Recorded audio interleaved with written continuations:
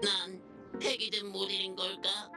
그러니까 난 있어도 그만, 없어도 그만인 실패한 시계라는 거지.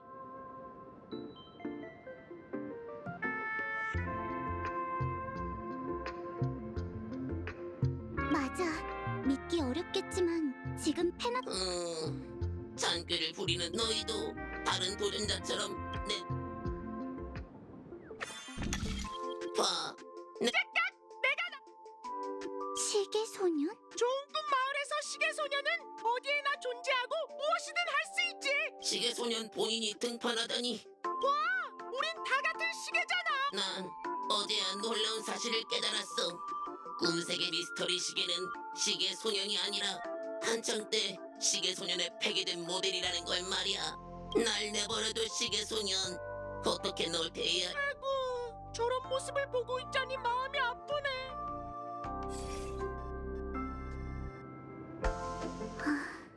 극단원도 존재론적 위기를 느끼는구나.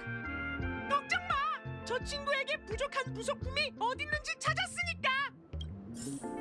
이쪽이야 친구들. 햄스터볼 기사처럼 달리라고.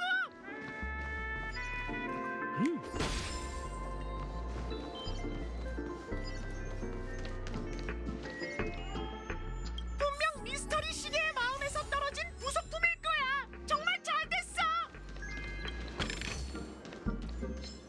다 왔어. 부족한 부속품은 바로 맞은편에 있어. 그런데 저쪽으로 어떻게 가지? 여기에도 꿈 건축가들이 남긴 꿈의 눈이 있어. 시간이 없으니 필요하다면 그냥 쓰자.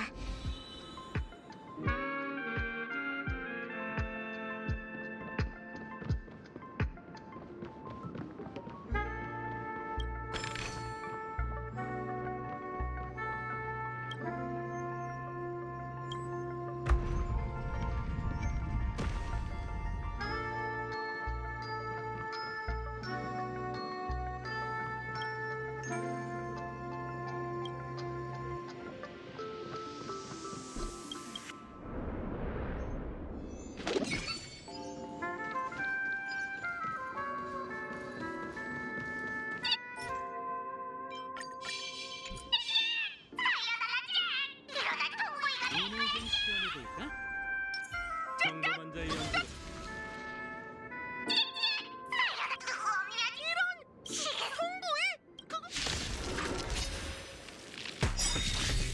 이번 판은 배당률이 꽤 높겠는데 전부 잃거나 전부 얻거나 전부 얻거나 조심! 체!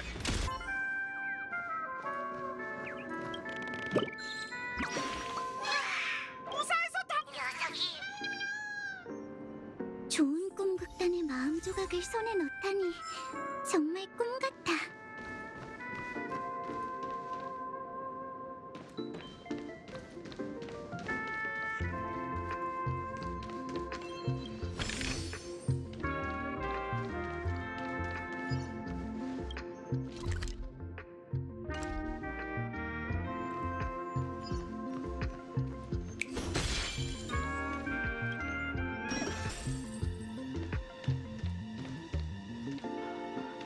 부속품을 전부 모았어.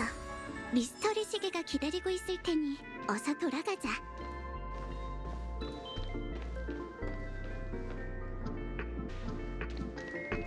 우리 왔어.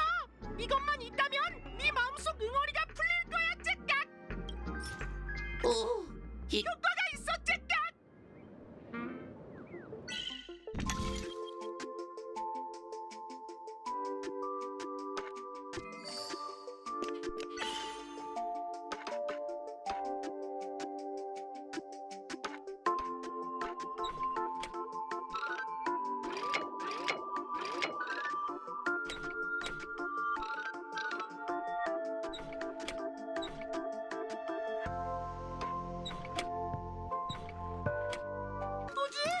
내겐 싫어. 그럴 수는. 짜잔.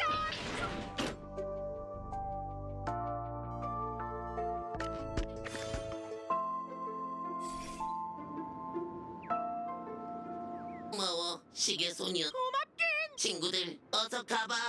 전부 해결됐네. 승리가 코앞이니 어서 마지막 스테이지로 가자.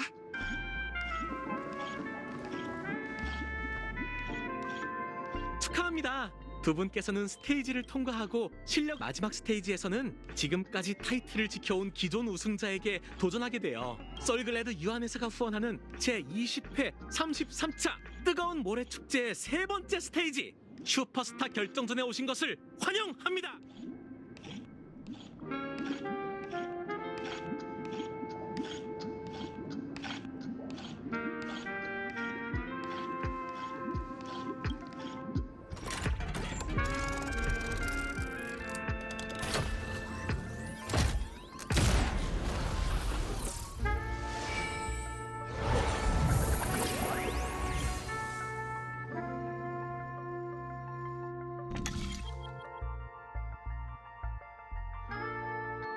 뭔가 엄청난 사람을 본 것 같은데? 끊임없는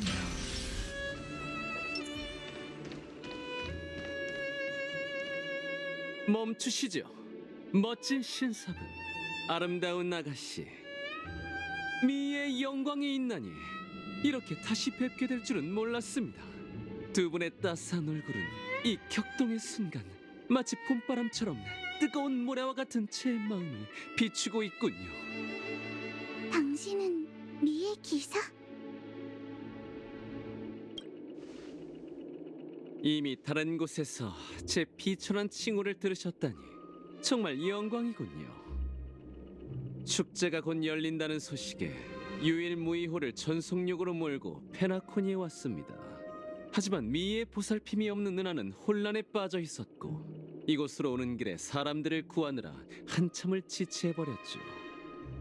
다행히 피그미 토끼키가, 떠돌이 고양이 격투가, 은하 닌자, 사구동 지능기계 등 32명의 조난자는 무사히 난관을 극복했고 전 그들이 수많은 아름다운 생명과 함께 조화를 누릴 수 있게 이곳으로 인도했답니다.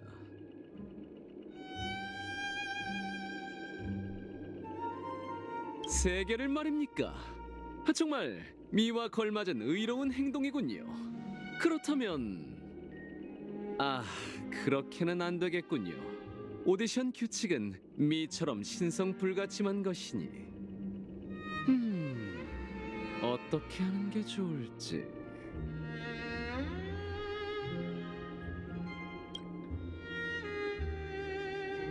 맞아요.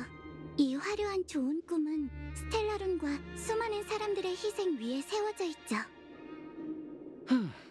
그렇게 무자비한 일이 있었는진 몰랐네요. 하지만 현재 페나코니에는 스텔라론 오염의 징조가 전혀 보이지 않습니다. 가족 역시 예로부터 조화를 전파하는 것으로 유명하죠. 제가 뭘 보고 두 분의 이야기가 거짓말이 아니라는 걸 믿을 수 있을까요?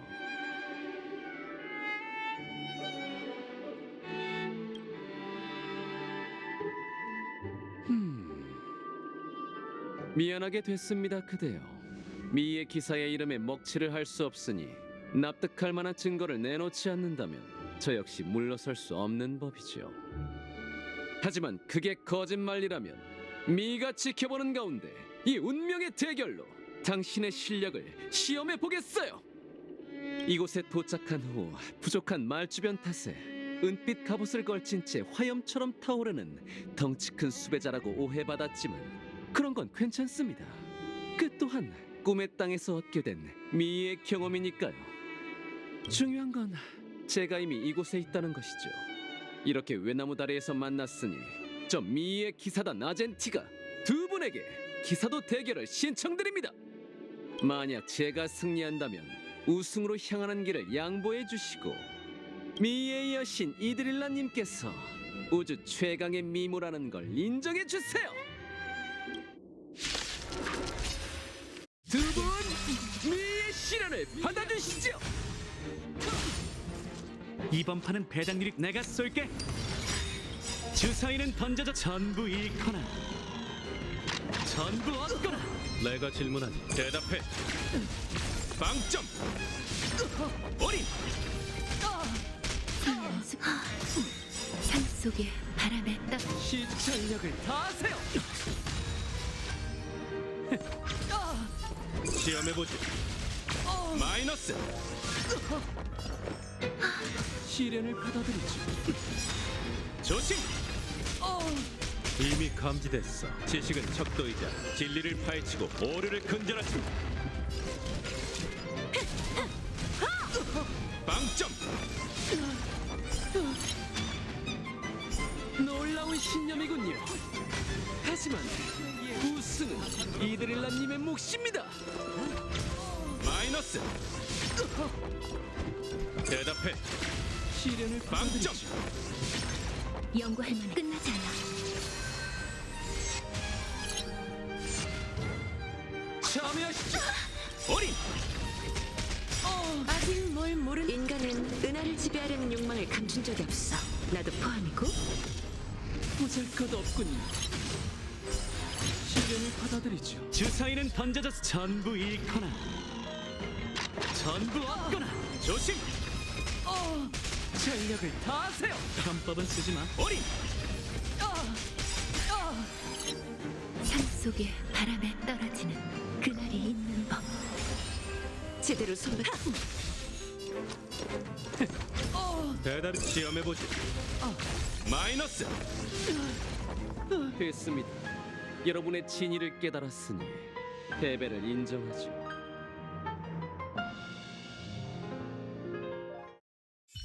아름답군요. 정말 멋진 대결이었습니다.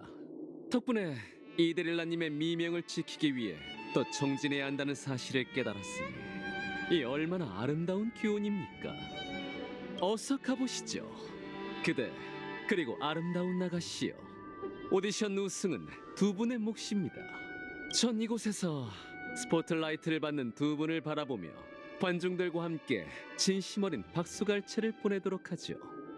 지금은 시간이 없지만 인연이 된다면 또 만나요. 미애 기사님.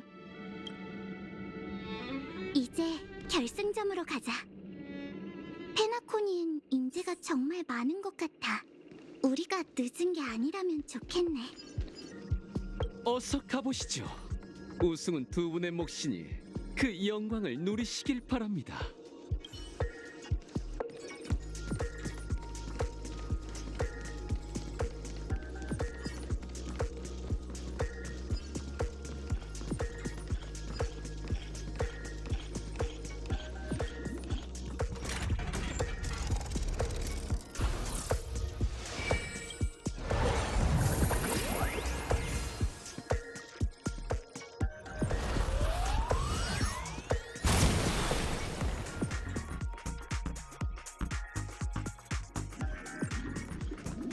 축하합니다. 이번 뜨거운 모래 축제 우승자는 은하 방망이 협객과 한빛입니다. 조화의 축제에서 멋진 모습 보여주시기를 기대하겠습니다. 그럼 또 젊은 손님에게 힘찬 박수 부탁드립니다.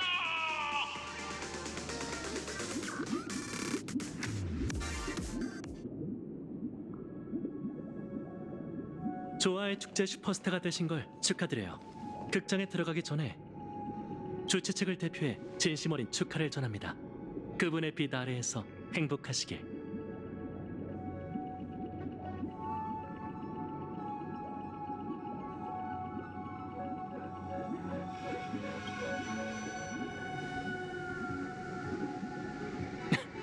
두 분의 노력이라면 더 많은 보상을 받아야 마땅하죠.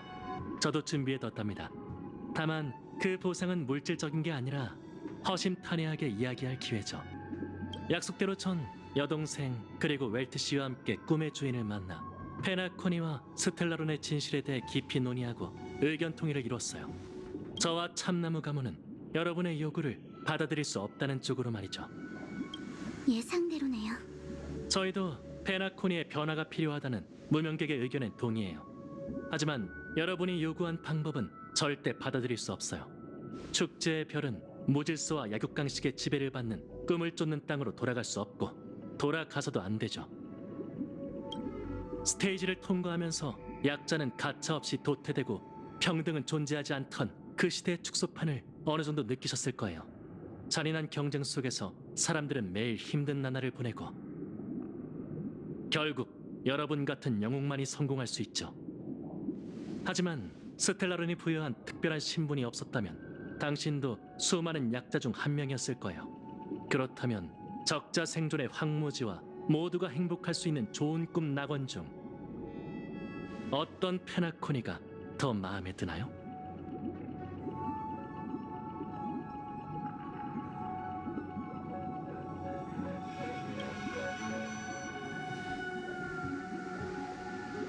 그게 중요한 게 아니라고. 괜히 말려들지 마. 썬데이 씨, 참나무 가문 사람들이 스텔라론에 관한 계획에 동의하지 않는다는 건 알겠어요. 그렇다고 지금이 페나코니의 과거와 미래를 논할 상황은 아니지 않나요? 스텔라론 문제는 페나코니 모두의 사활이 걸렸어요.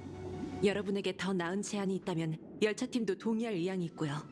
협상이 어떻게 이뤄졌는지 자세하게 알려줘도 괜찮아요. 그래야 우리도 약속대로 이곳에 오지 못한 웰트와 로빈 씨에게 무슨 일이 생긴 건지 알 수 있죠.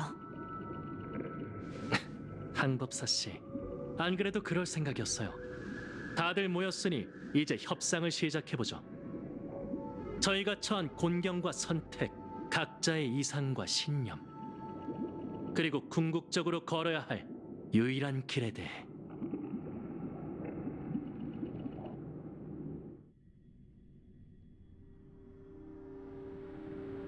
그러니까 우리가 세상을 축복하기 위해 개최하는 조화의 축제가 이미 오래전 악당들의 야망을 이루기 위한 도구로 전락했다는 뜻인가?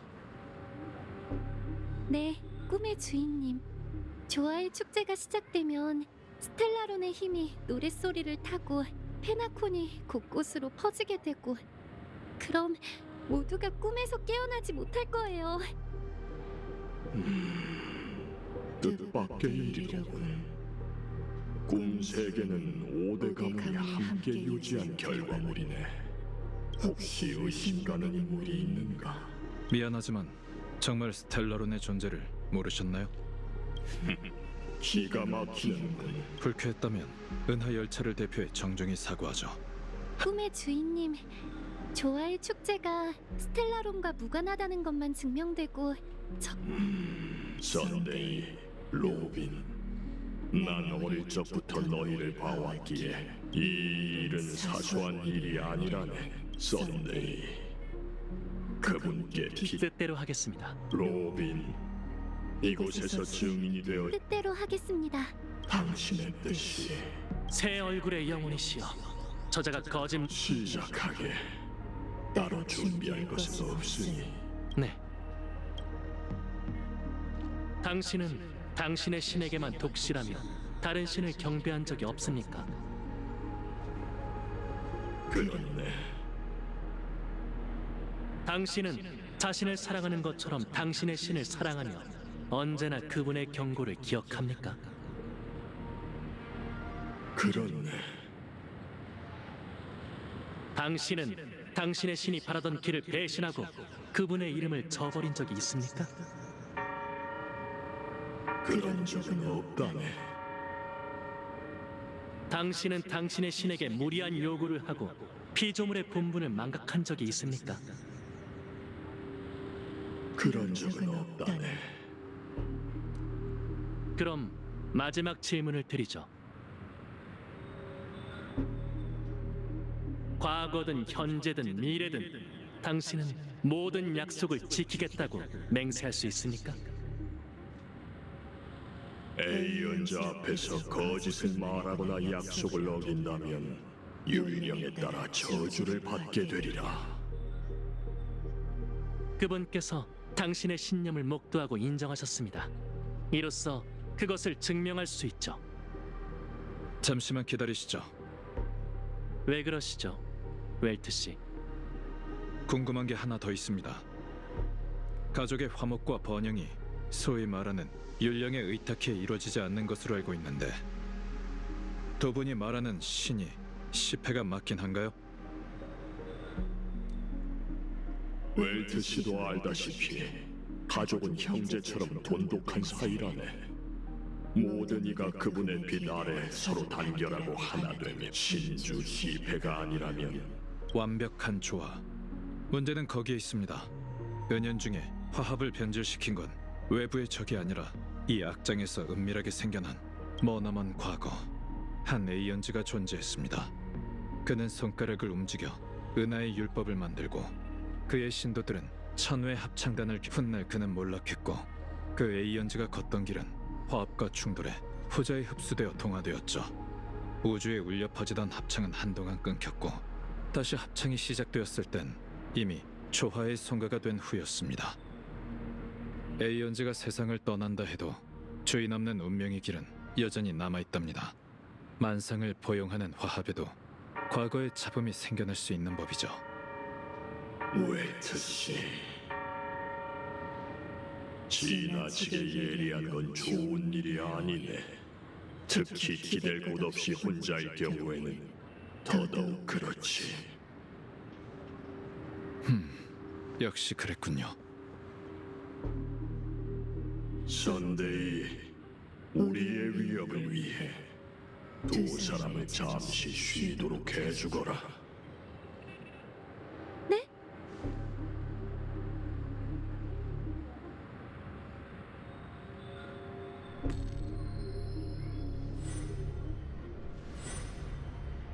미안, 로빈. 너는 이 모든 걸 모르길 바랐어. 하지만 소용없는 일이었네. 내가 노래할 수 없었던 진짜 이유가 바로 이거였던 거야? 페나코니를 뒤덮은 그림자가 실은... 처음부터 우린 화합의 아이가 아니었어. 우리가 꿈꾸던 낙원도 시패의 손에서 탄생해선 안 되지. 모두의 행복은 오직 모든 사람 위에 서 있는 한 사람만이 약속할 수 있어. 율법 속에서 인간은 사회를 만들고 화합 속에서 우린 질서를 얻은 거야.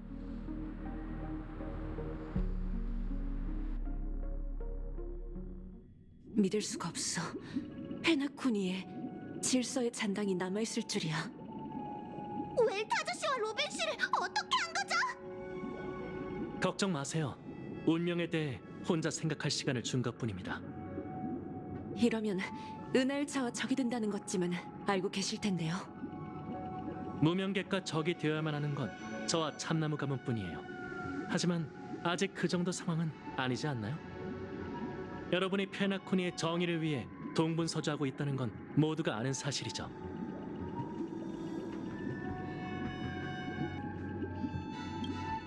제법이군요. 웰트 씨만큼 영민한 생각이에요. 질서가 당신에게 웰트와 로빈 씨를 가둬놓고 그걸 빌미로 우리더러 순순히 따르라고 협박하게 했다면 우린 협상의 여지가 없을 것 같은데요. 뭔가 오해하신 것 같군요, 히메코 씨. 꿈 세계에서 다치는 이가 없을 거라는 가족의 약속대로 그들은 무사합니다. 질서에 속한 아름다운 신세계에선 더더욱 그렇죠. 페나코니와 이 우주는 무고한 피를 수없이 봐왔어요. 강자는 약자에게 칼을 휘두르고 승자는 패자를 끝까지 몰아세웠죠. 세계는 자연 선택이라는 법칙에 따라 약자의 유골 위에 전 인류의 행복을 세웠습니다. 오직 저희만이, 아니 어쩌면 저만이 이 황당무계한 소동을 끝낼 수 있어요. 죽은 에이언즈를 부활시킬 생각인가요? 지금껏 그 생각을 현실로 이룬 사람은 아무도 없었어요. 히메코 씨가 관심이 있는 듯하니 톡 터놓고 얘기하도록 하죠. 전 언제나 사람들이 평화로운 방식으로 서로를 이해할 수 있다고 생각하는 사람이니까. 여러분이 은하열차 페나코니 이 우주에 대해 더 나은 판단을 내릴 수 있도록 질서의 길을 걷는 자의 뜻을 솔직하게 말씀드릴게요. 언어의 힘이란 너무나도 미약해서 이상적인 모습을 그려내기 어려운 법이니 모두 저를 따라오세요. 저와 함께 걸어온 길을 되돌아가서 이 길이 어디로 향하는지 직접 확인해 보시죠. 갑자기 사라졌잖아. 환영합니다. 여긴 페나코니 꿈세계의 어떤 것도 아닌 제 내면 세계예요. 여러분의 의식에서 비슷한 개념을 차용했기 때문에 눈앞의 광경에 그렇다 할 변화가 없는 것이죠.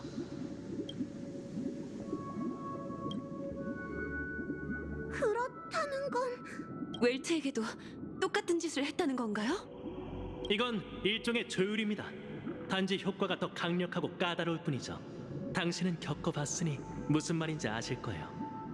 조율을 통해 여러분은 제 감정을 한층 더 직관적으로 이해하시게 돼요. 즉, 여러분에게 모든 걸 드러내겠다는 뜻이기도 하죠. 자, 이제 거대한 화면을 봐주세요. 저희가 걸어온 길은 여기서부터 시작됐죠. 지금부터 여러분에게 제가 내린 수많은 선택 중 일부를 보여드릴 겁니다. 다 함께 어려움을 겪고 나면 분명 여러분도 틀림없이 제 생각을 이해하시게 될 거예요. 그럼 시작하죠. 첫 번째 선택은 새끼새와 관련된 이야기예요. 이 이야기는 로빈과 제 유년 시절에 있었던 일이에요. 가족의 고퍼우드씨, 다시 말해 훗날 페나코니의 꿈의 주인께서 스텔라론 재앙의 피해자인 저희를 걷어주셨죠. 그 이후 로빈과 전 비교적 순탄한 나날을 보냈어요. 그러던 어느 날 저녁 식사 후 여동생과 함께 고퍼우드 씨의 정원에서 홀로 남은 조아의 비둘기를 발견했죠. 그 새끼새는 깃털도 다 나지 않았고 노래도 할 줄 몰랐어요. 저희가 발견했을 땐 수풀에 떨어진 채 가쁜 숨을 몰아쉬고 있었죠. 꼭 부모 새한테 버림받은 것 같았어요. 저희는 곧바로 작은 새에게 둥지를 만들어주려고 했어요. 하지만 생각해보니 그의 겨울은 아주 추워서 저녁만 되면 정원에 세찬 바람이 불었어요. 뿐만 아니라 수많은 독충과 짐승이 출몰했죠.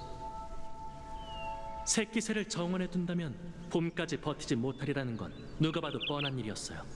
그래서 전 새를 데리고 가 창가에 두고 어른에게 새장을 만들어 달라고 부탁했죠. 저희는 작은 새가 자신의 힘으로 날 수 있게 되면 다시 하늘로 돌려보내기로 약속했어요. 하지만 저희의 예상과 달리 그 새의 운명은 진작부터 정해져 있었죠. 저희가 떠올린 찰나의 생각에 그 새의 결말이 결정된 거예요. 자, 이제 선택할 권리를 드리죠. 여러분이라면 이런 상황에서 어떤 선택을 내리실 겁니까? 첫 번째 방법대로 조아의 비둘기를 위해 쿠션으로 둥지를 만들어 주실 건가요? 아니면 새 장을 만든 후 따뜻한 방에서 정성껏 보살피실 건가요? 그럼 여러분의 답을 기다리도록 하죠.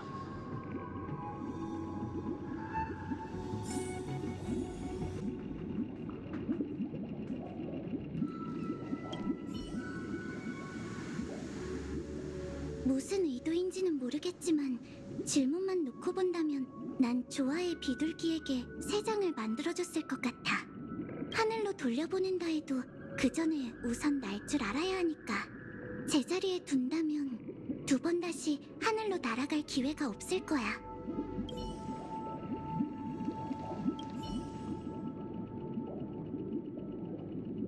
아무래도 딱히 우리를 가둬둘 생각은 없는 것 같다. 그냥 단순한 퀴즈라면 장단을 맞춰주는 것도 나쁘지 않겠지. 질문의 답이라면 난 조아의 비둘기에게 새 장을 만들어줄래. 특별한 이유는 없어. 그저 모든 새끼새에게 하늘을 날 권리가 있다고 생각할 뿐. 하지만 그때까지 새가 버티지 못한다면 모든 게 부질없지.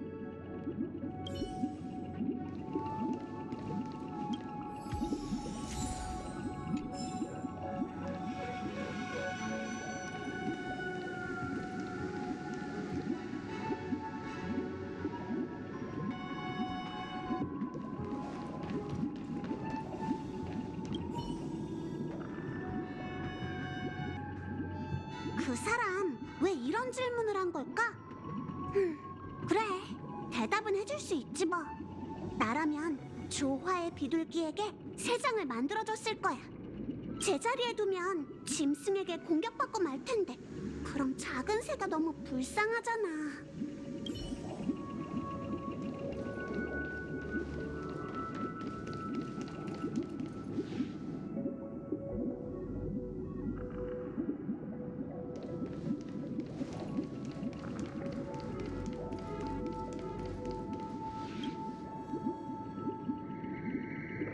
흥미롭네요. 결정을 내렸다면 이 선택이 새끼새에게 어떤 운명을 가져올지 알려드리죠. 제가 관찰한 바에 따르면 작은 새를 포식하는 3가지 짐승이 정원에 출몰했어요. 바로 복시 낫고리 전갈, 아스다나 늑대 오소리, 헌팅턴 날개뱀이었죠. 인간을 해칠 수 없다 해도 그 짐승들은 여전히 정원의 상위 포식자였어요. 이런 곳에서 조화의 비둘기를 기다리는 운명은 단 하나, 괴로운 죽음이죠. 당신이 내린 선택은 정말 유감스럽군요. 그럼 2번째 선택으로 넘어가죠. 이번에는 한 꿈을 쫓는 여행객에 관한 이야기예요. 이 이야기는 제가 타금으로 일할 때 있었던 일이에요. 타금이란 꿈세계 주민의 걱정과 고민을 듣고 그들에게 방법을 제시해주는 참나무 가문만의 직이죠. 그 무렵 저는 꿈세계 곳곳에서 전해지는 소리를 들을 수 있었어요. 기쁨, 걱정, 오만, 회한, 복잡한 인간성이 엮어낸 세계를 일부나마 들여다볼 수 있었죠. 그 사람은 꿈을 쫓는 여행객이자 미립국자였어요. 그 역시 다른 사람처럼 아름다운 삶을 바라며 페나코니에 왔지만 평범한 사람이 보기에 그가 지불한 대가는 전부나 마찬가지였죠. 그는 제게 할 수 있는 건 전부 팔았다고 했어요. 집, 땅, 2아이까지. 그리고는 자신에게 2아이를 부양할 힘이 없지만 노예가 되면 입에 풀칠은 할 수 있을 거라고 덧붙였죠. 돈이 어느 정도 모이면 아이들을 데려와 함께 페나코니의 좋은 꿈에서 살겠다는 계획도 있었어요. 엉성한 미립국 계획 탓에 한 번 물면 절대 놓지 않는 사냥개들에게 걸리고 말았지만요. 저는 이 꿈을 쫓는 여행객의 이야기를 듣고 편히 살 수 있도록 즉시 사냥개 가문에게 추적을 멈추라고 부탁했죠. 멀리 내다볼 줄 몰랐던 전 그 독선적인 선행이 훗날 어떤 나쁜 결과를 초래할지 알지 못했어요. 답은 잠시 후에 발표하겠습니다. 여러분이라면 어떤 선택을 내리실 겁니까? 제 결정대로 꿈을 쫓는 여행객이 살아남아 자신의 꿈을 이룰 수 있도록 사냥개 가문을 설득해 추적을 멈추실 건가요? 아니면 그 사람이 사냥개 가문의 추적 아래 연명하다 운명의 판결을 받을 때까지 침묵하실 건가요? 여러분의 답을 기다리도록 하죠. 어쩌면 그 비극을 돌이킬 수 있을지도 모르겠군요.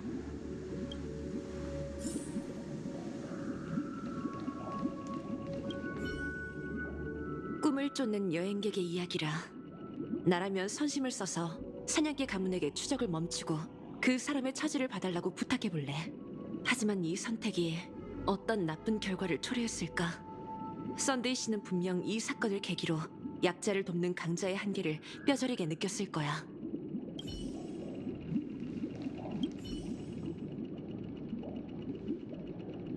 이 질문은 새끼새 이야기와 연결되어 있는 것 같아. 그 연결고리가 바로 썬데이 씨가 우릴 설득하기 위해 생각해낸 돌파구겠지.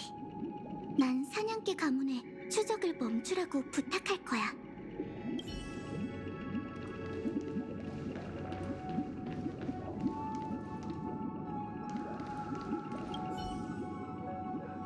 미립국이 페나코니에선 정말 흔한 일인가 봐. 하지만 이야기 속 남자는 동정할 가치가 전혀 없는 것 같은데? 꿈을 쫓기 위해 아이까지 팔아넘기다니. 되찾아올 계획이었다고 해도 너무 무책임한 행동이잖아.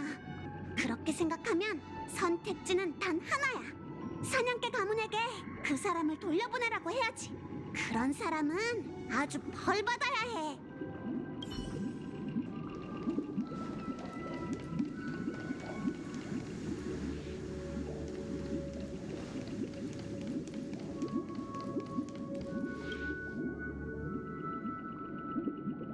저처럼 다른 선택이 더 나은 결과를 가져올 수 있을지 고민하시나 보네요. 하지만 아쉽게도 그 사람의 최후는 더 비참해질 뿐이에요. 끝까지 체포되지 않았다면 그 사람은 분명 미친 채로 죽었을 거예요. 미립국자가 꿈에 들어오는 방식은 호텔처럼 완벽하지 않아요. 꿈 세계에서 산다는 건 가당치도 않은 소리죠. 체포되었다면 사냥개 가문이 쉽게 풀어줬을까요? 그럴 리가 없겠죠. 그들은 그를 풀어준 대가를 감당할 수 없으니 상대를 도와주는 모험도 하지 않을 겁니다. 당신이 내린 선택에 다시 한번 깊은 유감을 표합니다. 그럼 3번째이자 마지막 선택으로 넘어가죠. 이번에는 저 자신에 관한 이야기예요. 이 이야기는 제가 참나무 가문의 가주가 된 날 있었던 일이에요. 그때 고퍼우드 씨는 이미 꿈의 주인이 된 후였죠. 그분의 요청에 따라 저희는 사담을 나누게 됐어요. 뜻밖에도 꿈의 주인은 제게 편지를 건넸어요. 그리고는 편지를 읽어보라고 했죠.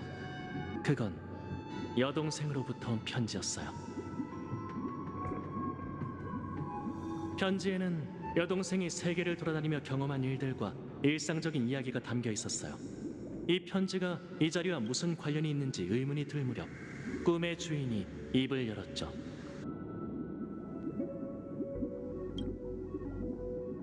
그 편지를 누가 썼는지 알겠나? 당연히 여동생의 편지죠. 그런데 어째서 저희 남매의 일상적인 이야기를 꿈의 주인님께서 전해주시는 거죠? 자네가 이 일을 더 깊이 이해하길 바라는 마음에서 찾아왔다네. 지금 로빈이 어디 있는지 알고 있는가? 편지 내용에 따르면 카스벨리나 에이스에 있지 않을까요? 그곳을 둘러보고 있댔어요. 그렇군. 혹시 총알에 맞았다는 이야기는 없었나? 네? 총알이요? 그 행성에 전쟁이 일어났다는군. 로빈이 그곳을 목적지로 선택한 것도 그 때문이지. 화합을 전파하고 행성의 생명을 구하기 위해 직접 전선으로 달려간 것이네. 그 아이는 노래로 사람들의 고통을 잠재우고 자신의 몸을 바쳐 컴퍼니의 구호물자 수송을 도왔지만 총알은 자비를 베풀지 않았지. 제 여동생은 어떻게 됐죠? 수술이 성공적으로 끝났다면 야전 병원에서 회복 중이겠지. 에이언즈가 보호하사 총알이 그 아이의 목을 관통했지만 평소 화합이란 선행을 실천한 덕분인지 치명상은 피했다더군. 잡무를 마치고 가능한 한 빨리 답장을 써보게나. 빌어먹을 망나니들! 당장 짐을 챙겨야겠어요. 알려주셔서 감사합니다, 고퍼우드 씨. 이제 제 여동생이 왜 늘 그 거추장스러워 보이는 목걸이를 하고 있는지 아시겠죠? 말도 안 돼. 로빈 씨. 이미 지난 일이니 신경 쓰지 마세요. 전 그저 여러분이 화합의 문제와 한계를 깨닫길 바라며 이 이야기를 들려드린 거예요. 약자를 돕는 강자의 이상이 아무리 원대하다 한들 대부분의 경우에는 일방적인 꿈에 불과하죠. 여러분을 위해 마지막 질문이자 선택을 준비했어요. 하지만 걱정 마세요. 이번 선택은 그 어떤 심각한 결과도 초래하지 않을 테니. 솔직히 말씀드리자면 아무 일도 일어나지 않을 거예요. 이건 단순한 공상이자 무수한 밤 동안 절 괴롭혀온 악몽일 뿐이거든요. 여러분에게도 저처럼 선택할 기회가 주어진다면 로빈이 화합의 길을 걷는 일에 동의하실 건가요?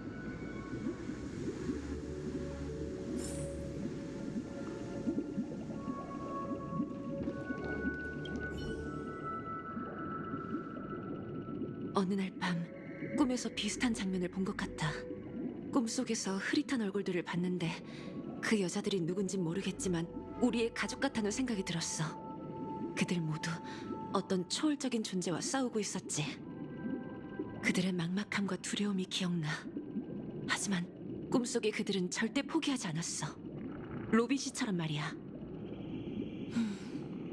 선데이 씨의 질문이 혼란스럽게 느껴진다면 네 경험에서 답을 찾아봐. 개척의 여정에는 언제나 위험과 역경이 따르는 법이지. 그런데 정말 중도에 포기할 수 있겠어? 마치 세븐스와 다낭이 다음역으로 향하는 걸 말릴 수 있을까? 네 마음속에 너만의 답이 있을 거라 믿어.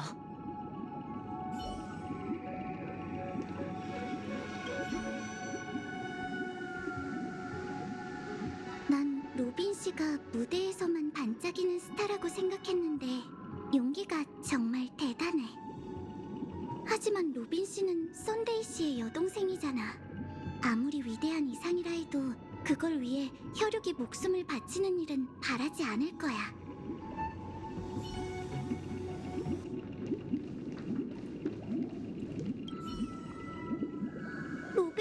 그런 일을 겪었다니. 약자를 돕는 강자가 위대하긴 하지만 그런 대가를 치러야 한다면 난 잘 모르겠어.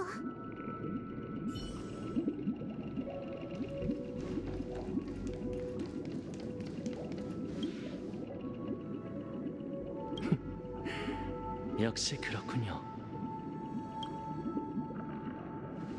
여러분의 의견은 잘 알겠습니다. 지금까지 여러분에게 질문을 드린 건 절대 화합으로 공경에 처한 페나코니를 구할 수 없다는 걸 알려드리기 위해서였어요. 좋은 꿈 낙원을 세울 수 있는 건 약자를 억압하는 강자, 질서일 뿐이죠.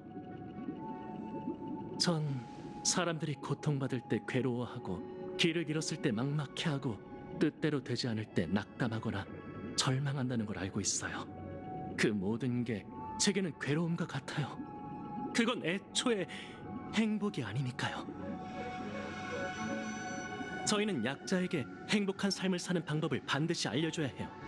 여기서 삶이란 유명인들이 누누이 말하는 삶이 아니라 생존과 결부되는 절대적 의미의 삶이죠. 당신에게 행복한 삶이란 뭐죠? 좋은 질문이네요. 본질적으로 인간의 의식은 일종의 환각이자 자기 가치라는 감옥과 같아요. 인간은 이런 환각에 이끌려 실수를 저지르지만 그 책임은 외적인 무언가가 떠안게 되죠.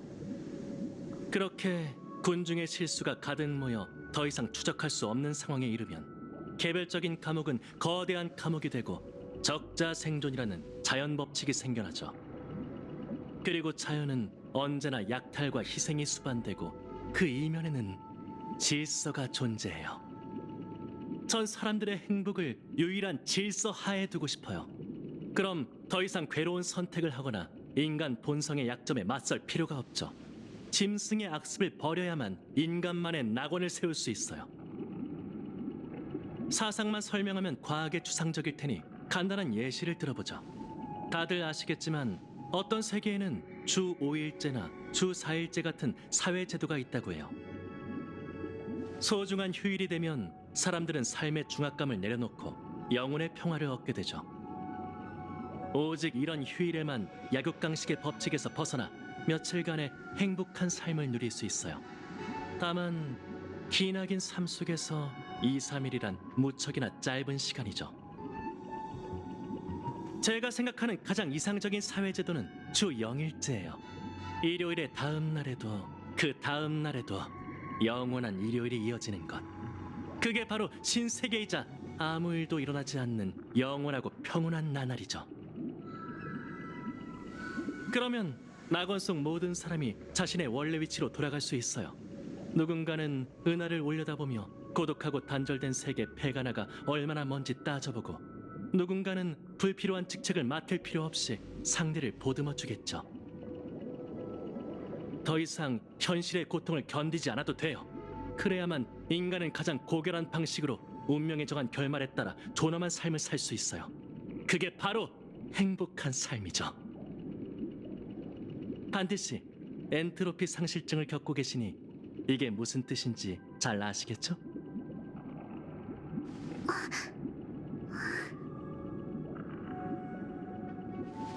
반박할 길이 없는 것 같아.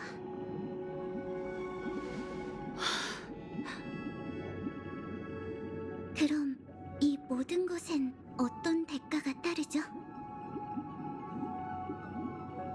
대가는 그렇게 크지 않아요. 저 한 사람의 영원한 희생이죠. 모두를 위한 낙원을 유지하려면 누군가는 우주가 끝나는 순간까지 고독하게 깨어 있어야 하는 법이에요. 깨어 있어야 한다. 그렇다면 그 낙원도 결국 한낱 꿈이겠네요. 낙원에 들어가는 건 현실을 포기하는 것과 마찬가지일 테고요. 그렇죠? 그건 포기가 아니라 피와 살, 고통과 나약함을 넘어서는 초월이에요. 만약 물질이 정신적 고통의 근원이라면 그것을 넘어서야 하는 법이죠. 하지만 그런 행복 속에서 사람들은 고통을 이겨낼 수 없을 뿐만 아니라 고통을 이겨낼 기회조차 영원히 잃게 돼요. 다시 말하자면 그건 도피나 마찬가지죠. 그렇게 생각할 수도 있겠지만 도피는 부끄러운 일이 아니에요. 오히려 모든 사람의 마음속엔 도피의 씨앗이 존재하죠.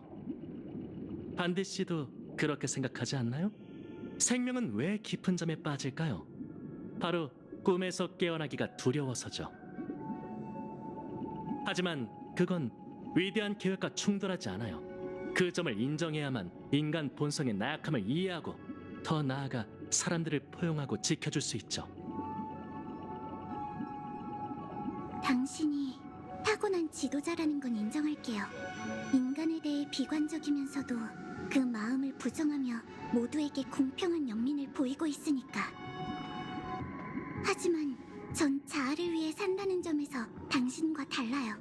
인간이 자신을 위한 선택을 내리는 건 당연한 행위이자 태어날 때부터 갖는 권리이기도 하죠. 도피는 약자의 천성일지도 몰라요. 하지만 누가 약자인지는 타인이 정의할 수 있는 게 아니죠. 혹시 당신 눈에 저도 약자로 분류되나요?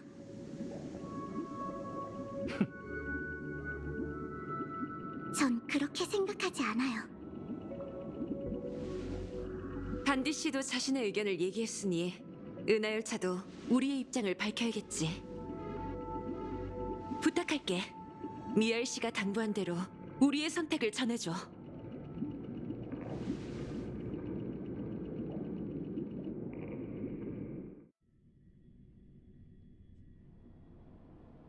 실례지만 여기는... 혹시 뭐 기억나는 거 있어, 미샤? 잘 모르겠지만 왠지 익숙한 느낌이 들어요. 여긴 어디죠? 여긴 꿈방울 아니야. 우리의 의식이 이 안으로 들어온 거지. 이 꿈방울은 한 무명객이 은하열차에게 남긴 선물인데 이상하게도 선물을 열어보니 텅 비어 있었어. 꿈세계 판매점 닥터 에드워드의 말에 따르면 꿈세계는 기억으로 이루어지기 때문에 내용이 없다면 꿈방울도 생겨날 수 없대. 그래서 말인데 호텔 벨보이이자 은하열차의 친구 중 페나코니를 가장 잘 아는 미샤 네가 우리를 도와 이 의혹을 풀어줄 수 있지 않을까? 꿈방울에 대해선 잘 모르지만 여러분이 궁금해하시는 이 커다란 공간의 정체라면 열심히 떠올려 볼게요. 그럼 부탁할게. 히메코 언니, 난 잘 모르겠어. 대체 왜 미샤가 이 꿈방울과 관련이 있다고 생각하는 거야? 아직은 확신이 아닌 추측일 뿐이야. 하지만 미샤가 익숙한 느낌이 든다고 했으니 내 추측이 맞을지도 몰라.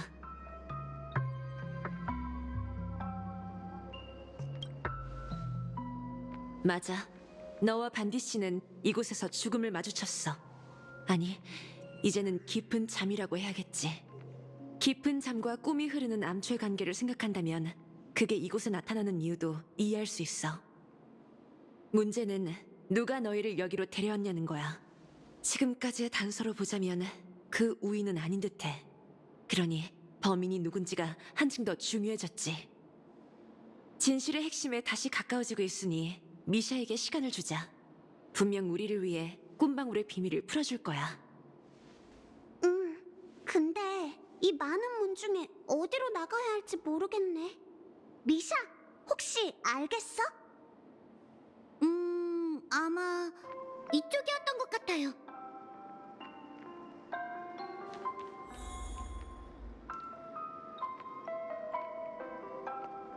확실하진 않지만 한번 해볼게요.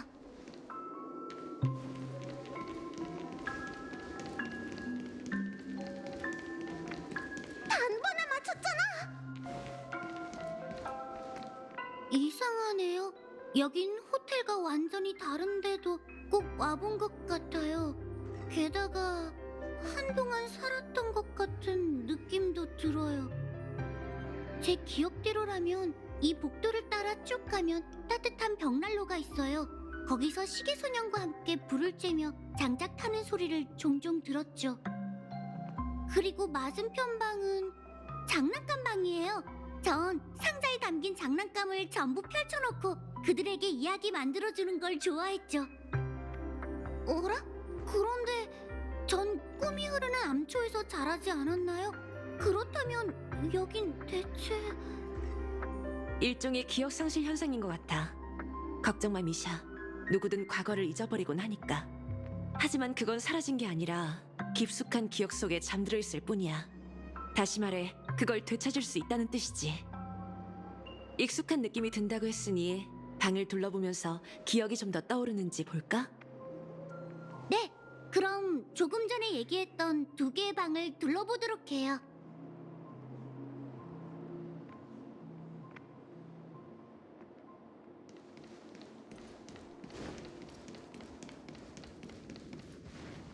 미하일이라?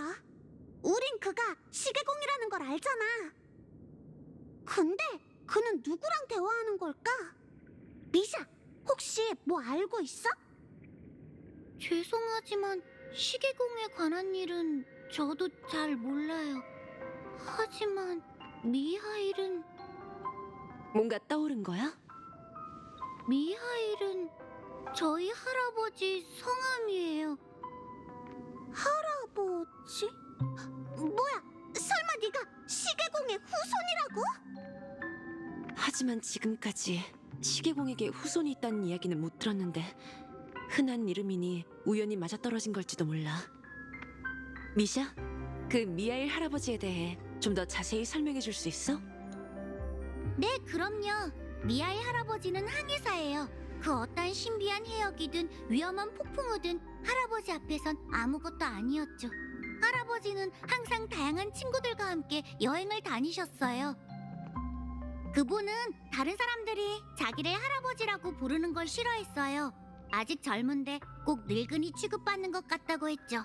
미하일이란 이름은 할아버지의 부모님인 위대한 바다 여행자 미아리와 일리스에게 물려받은 이름이에요.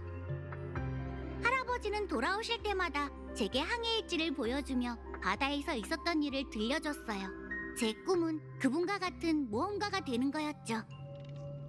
확실히 시계공과는 관련이 없는 것 같아. 정말 그냥 동명이인인 걸까? 그 할아버지는 지금 어디 계셔? 새로운 여정을 떠났어요. 얼굴을 못 뵌 지도 오래됐죠. 그러고 보니 시계소녀는 어디로 간 거지? 좋은 꿈 마을을 수호하러 갔나?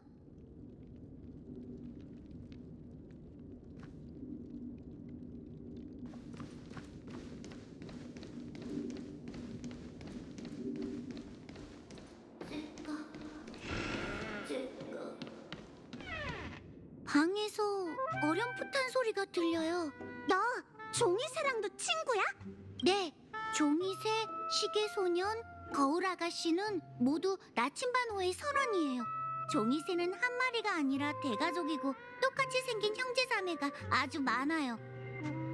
그들은 거울아가씨의 지시에 따라 선상의 일을 책임지는 최고... 선원? 종이새한테 그런 설정이 있었나? 미샤, 나침반호에 관해 더 이야기해 줄래? 나침반호는 신대륙으로 향하는 배예요. 시계소년과 동료들은 그 배를 타고 짙은 안개를 헤치며 바다 깊은 곳으로 향해요. 그리고 시계소년은 위험이 닥칠 때마다 나침반을 조작해 모두를 올바른 방향으로 이끌죠. 정말 아름다운 이야기네. 그런데 페나코니 애니메이션을 보면 시계소년과 동료들은 한 번도 좋은 꿈 마을을 벗어난 적이 없지 않나? 듣고 보니 그렇네요. 정말 이상해요. 제 기억 속 시계소년은 분명 신대륙에 도착했거든요. 아무래도 시계소년에게 우리가 모르는 과거가 있는 것 같네. 물소리가 들리는 것 같아요. 전에 네가 앞쪽에 으리으리한 분수가 있다고 했어.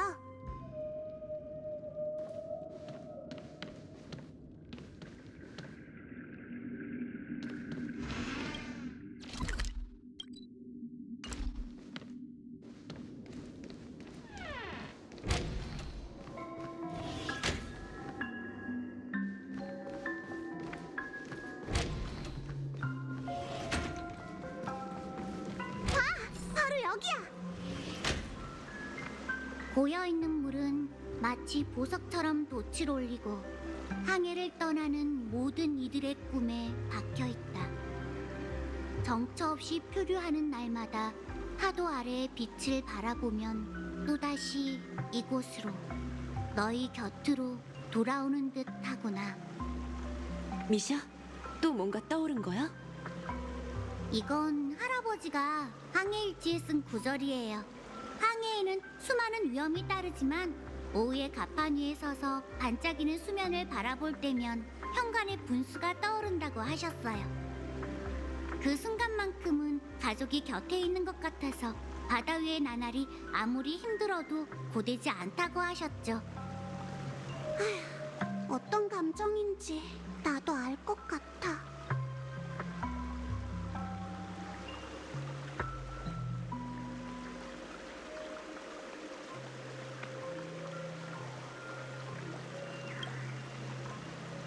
늙은 게 아니라 공감돼서 쉬어본 것뿐이라고.